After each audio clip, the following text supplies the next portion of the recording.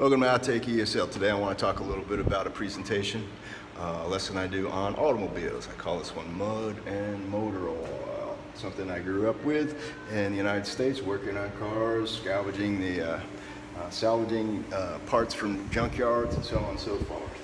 My brother was a mechanic also. So started off with a quick little discussion. Are you into cars? What's your favorite car? What's your least favorite? Do you think cars are a good value for the money or just a hassle? Do you think the world would be a better place without cars? And do you think the kind of car a person drives is a reflection of their personality? And we start off with a quick little activity. I want to see, we go to the junkyard and I want to see if they can recognize car brands, especially these are all car brands that are available in China. You got your Cadillac, your Alfa Romeo, your Chevrolet, Jaguar, so on and so forth.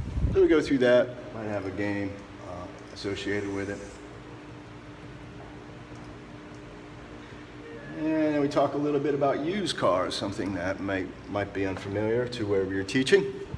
And would you buy a used car, why or not? What are some advantages of a used car? What are some disadvantages of used cars? Popular in China, I was talking about China.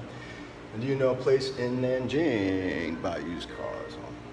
And I did that kind of to introduce the next song here, a song by Bruce Springsteen called Used Cars.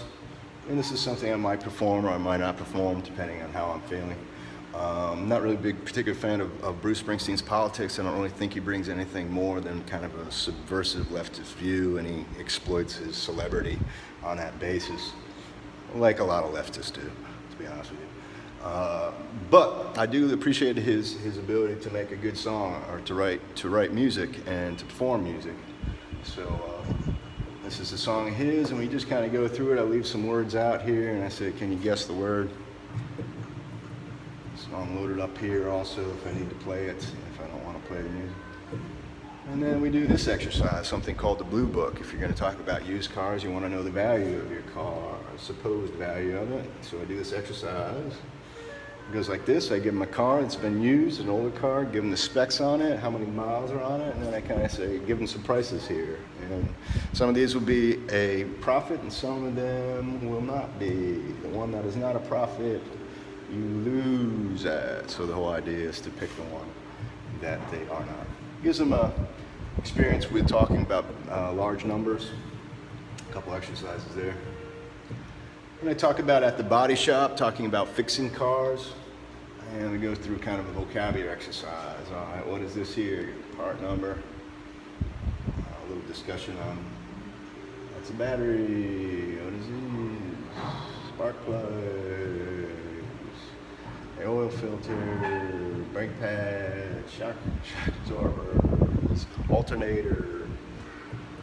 So we talk a little bit about parts, vocabulary exercise, and then I do, how well do you know your cars? Based on the problem written below, what part most likely needs replacing? So right at the problem, there's a screeching noise every time you step on the brakes and they feel crunchy. What might you need? And so we take a look at this and we go through that vocabulary and say, brake pads, rotor.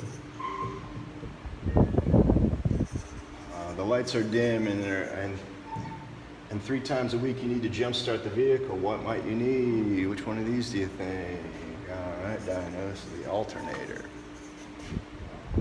Just kind of quick little discussion. We go through variations of those.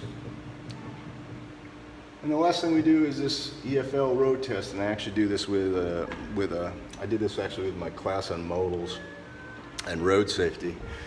It's basic I take a look at some modals of necessity and modals of obligation. And here I think I got one example of this.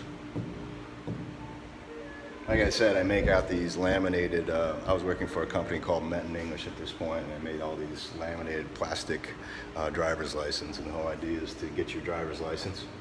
A little bit of discussion, how do you know how to drive, how good of a driver would you say you are, how dangerous do you think cars are, how strictly should the rules of the road be enforced, are there any rules of the road which you would change, which ones? And this is something you would turn over discussion, you have groups or people at their table and say, all right, discuss these questions amongst yourselves, and then come back to the teacher, wrap it all up. And then we do the activity based on it. And like I said, I'm kind of focusing on modals, like what can a driver do. And I give them some prompts here. The whole idea is to say a driver can exit the driveway for rest in 2 mile distance. Take out a piece of paper, write down 1 through 10, and we go through all 10 of them. What does a driver have to do?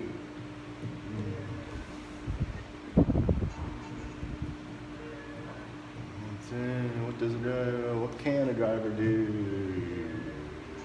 What aren't drivers allowed to do? What should a driver do? So we go through 10 of these. Let's see here. Boom. And we get to the answers. Let's see how you did. Remember that it needs 6 correct answers to get your license. So what you do is you take their paper, give it to a partner, and have the partner correct it. So we go through and the driver has to slow down. And this one was lane in, this merge left.